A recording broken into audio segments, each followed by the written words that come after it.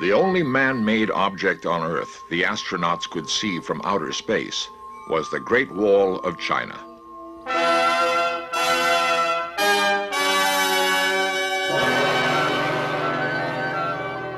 Although it is one of the most astounding accomplishments of man, it failed to keep out wave after wave of barbarian invaders. Startling new archaeological discoveries in China may shed light on why it was built and on the character of the emperor who completed it.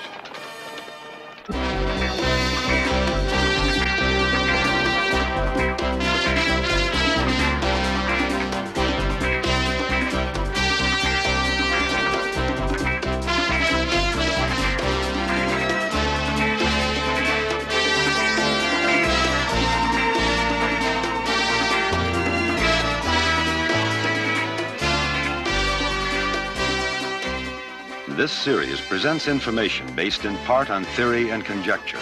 The producer's purpose is to suggest some possible explanations, but not necessarily the only ones, to the mysteries we will examine. The Great Wall of China. This huge stone serpent winds across nearly 2,000 miles of rugged mountains in the People's Republic of China. It is the longest structure in the world. The vast land of China has always held mystery for us. Her customs, her language, and her way of life have differed vastly from the rest of the world. Her very remoteness has lent an air of mystery. We have admired her ancient culture and her appreciation of beauty. In Search Of is the first major film unit allowed into the People's Republic of China, seeking answers to some of her secrets.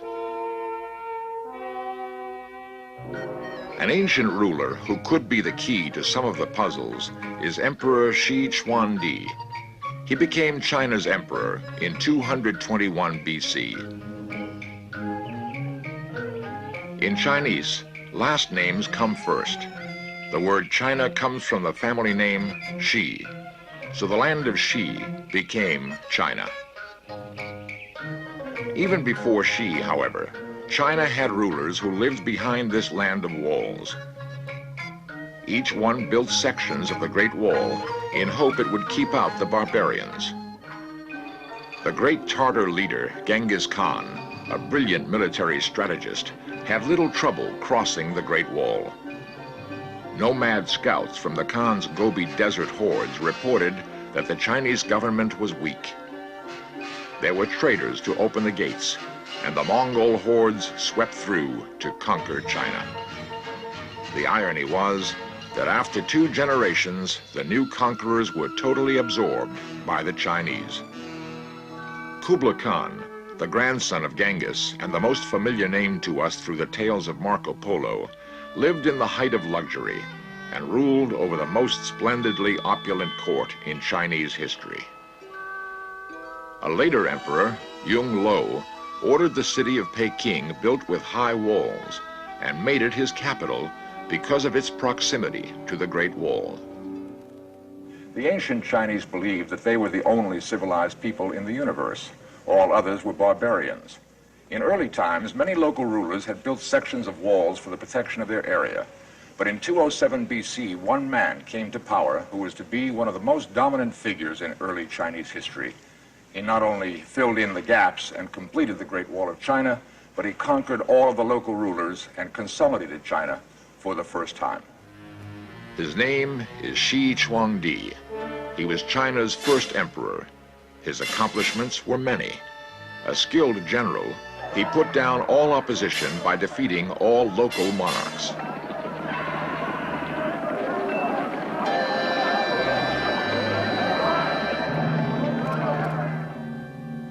He built roads connecting his capital with the far corners of his empire. He standardized writing, coinage, weights and measures throughout the land. At the University of California at San Diego, we spoke with Professor of History, Dr. Pikowitz. Virtually everything that he did tended to bring China closer together as one unit. It put an end to feudalism. And that's the reason why China today, although it's the size of Europe, is one country. We sometimes don't think why Europe, for example, is so many different countries and China is only one country. It's because of what this man did in 221 BC that China is one nation. To call him a Chinese Caesar perhaps is underestimating it. The Great Wall of China defined the emperor's territorial limits. The 2,000 miles of wall was purposely built along the most difficult mountain ridges of northern China. This huge stone casing, filled with tamped earth and rock, is larger in bulk than the combined pyramids of Egypt and Mexico.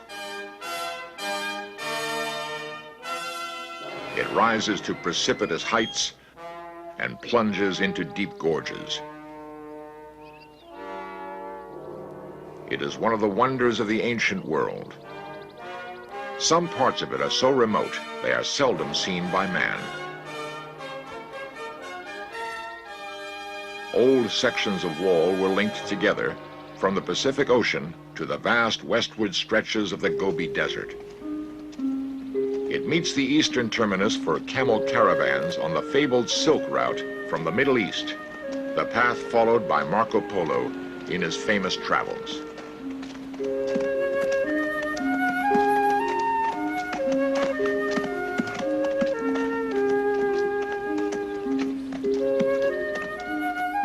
Chinese travelers of the period were terrified that they would die beyond the Great Wall. They were afraid their spirits would be unable to pass through the wall to find rest in their homeland.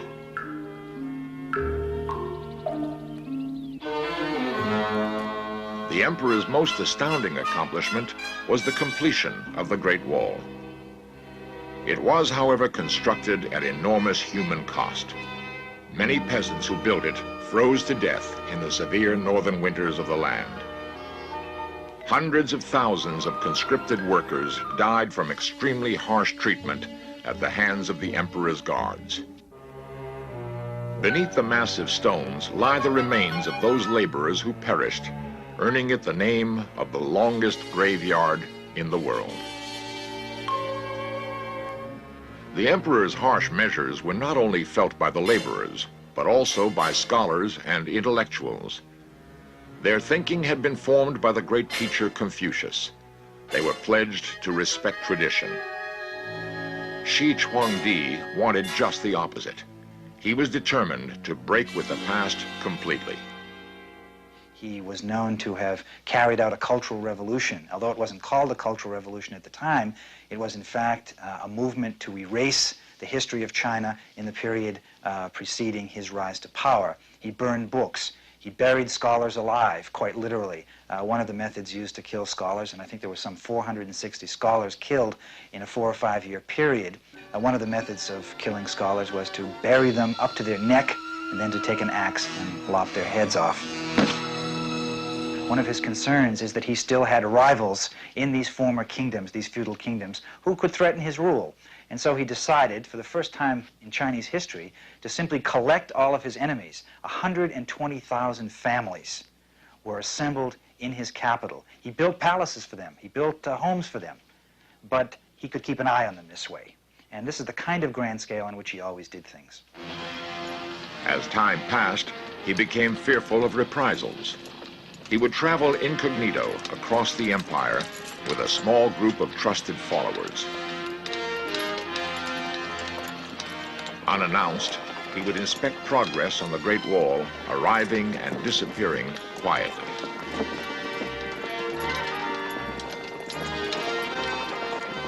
The Great Wall became an obsession.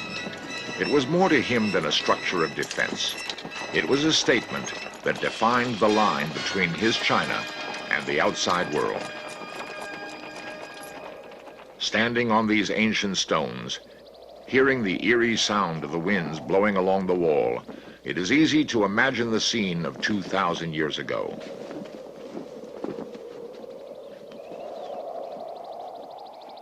Stone fortresses were built at intervals as living quarters for guards who were on constant duty. They watched for barbarians threatening from the north.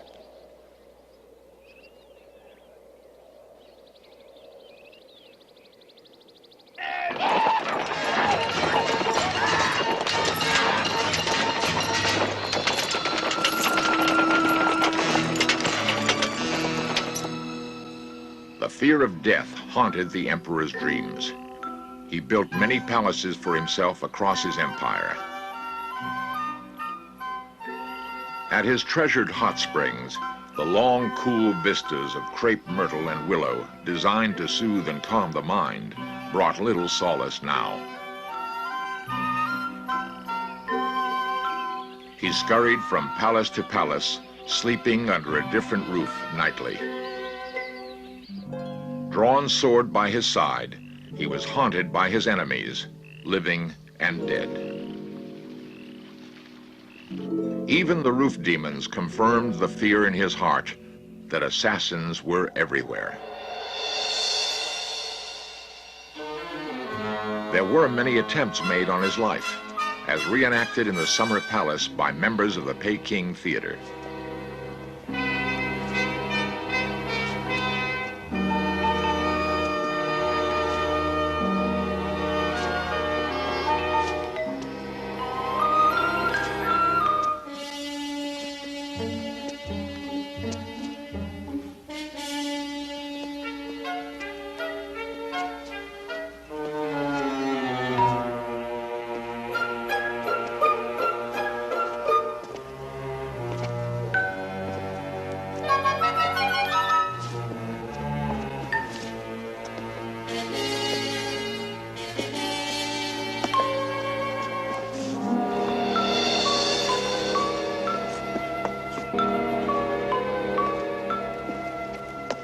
He was a very mysterious figure in some ways, and this is what has interested Chinese historians in him for centuries.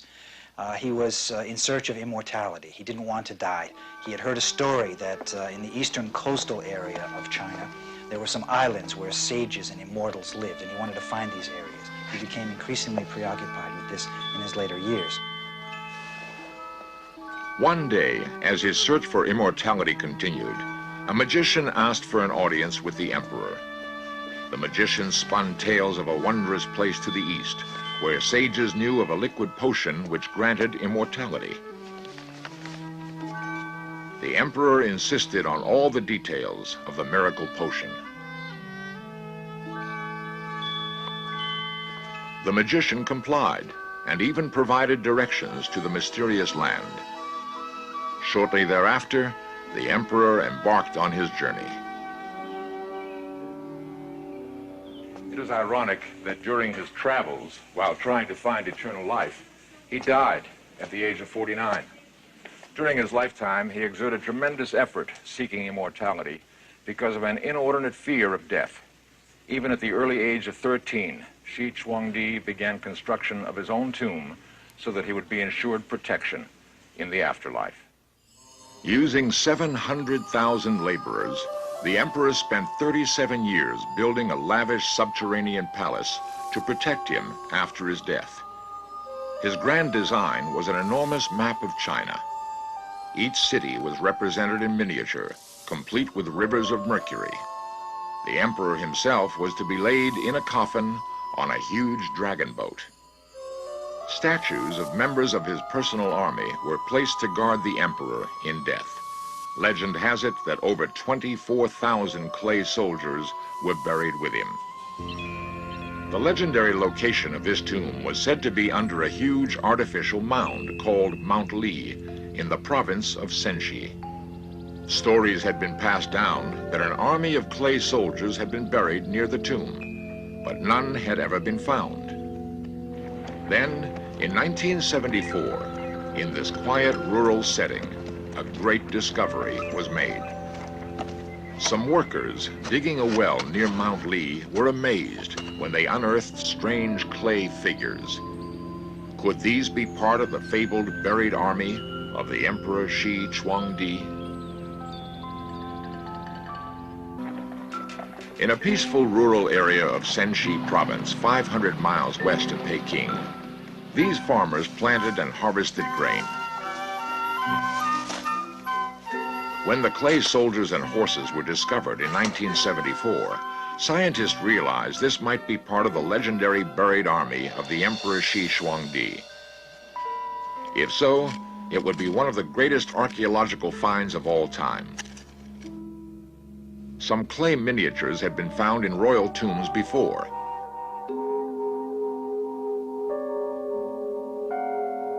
They represented guards, wives, and servants placed there to care for the monarch after death. The figures found near the emperor's tomb, however, were life-size, and there appeared to be an entire army of them.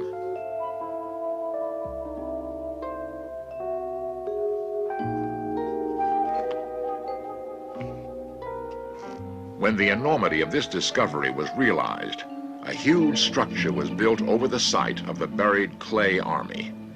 After further investigation, archaeologists found the army was larger than at first imagined. The emperor's subterranean legions occupied an area of over 3 acres. More than 600 life-size figures have so far been uncovered, and test digs indicate there will be at least 5,000 more. Over a period of 6 years, hundreds of skilled men and women have continued the painstaking work of restoration. One of the original archaeologists at the site discusses the significance of this extraordinary find. It was on this very spot that the well diggers discovered the first clay figures beneath the earth.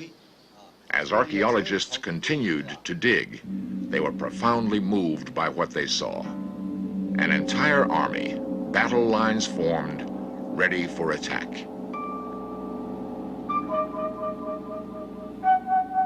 Rank upon rank they stood, silently waiting. They had stared into the darkened silence as 22 centuries slowly ticked away. The only sound, the snap and sag of a pottery neck as it slumped against the ground in some earth tremor.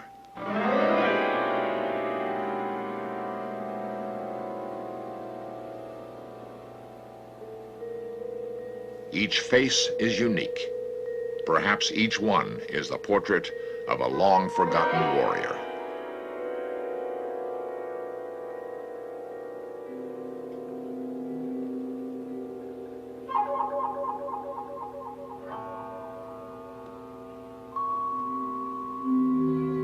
The logistics of creating this vast assemblage were staggering. An artist imagines the scene as it was over 22 centuries ago. Thousands of skilled craftsmen spent their entire lives on the project. Each figure was carefully modeled in clay, oven-fired, and then placed in formation. It was often the practice to bury live members of a monarch's personal guard with him at his death. If these are indeed the likenesses of Xi's guards, their loyalty to the emperor may have rested in the knowledge that they would not be required to die with him.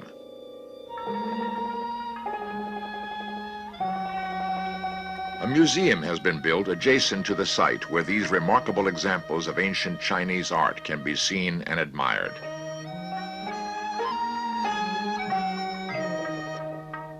Details such as the bronze bridles found on some of the horses can be studied. A high degree of artistry, even on such a massive scale, was far above that believed possible for this early period. The armor worn by the men and the different dress and hairstyle denoting rank or occupation were carefully reproduced by the artisans.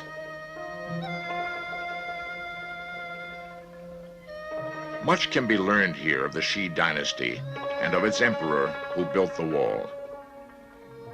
Perhaps his vast clay army was yet another kind of wall. The controversy over the Emperor Xi Huangdi continued for centuries. The positive view stresses his unification of China. The negative view of the emperor points out the tremendous cost in human lives of his vast projects and his repression of scholastic learning. There can be no doubt, however, that shortly after his death, China was in turmoil. A commoner named Shen stepped from the ranks of the soldiers and inspired a revolt against the weak son of late Emperor Xi Huangdi. This soldier became the first emperor of the Han dynasty.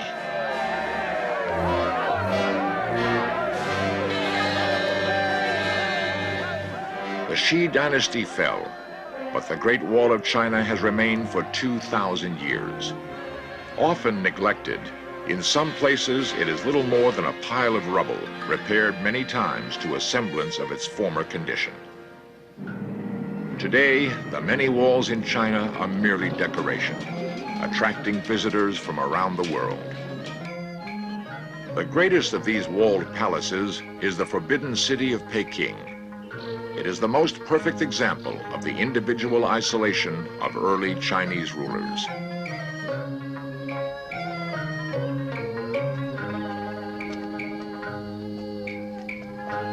Only the emperor or empress, their close relatives, servants, and high officials were ever allowed through these gates. The Great Wall today represents a eulogy to Emperor Xi for the many positive accomplishments of his rule. It is also a huge stone epitaph upon which is written the horrors that he perpetrated. Perhaps it is a timeless comment on the futility of isolation. Late in the evening, when the last visitor is gone and the wind blows again from the north, the sounds of the dead seem to cry out to us in the whining and sighing of the winds along the parapets.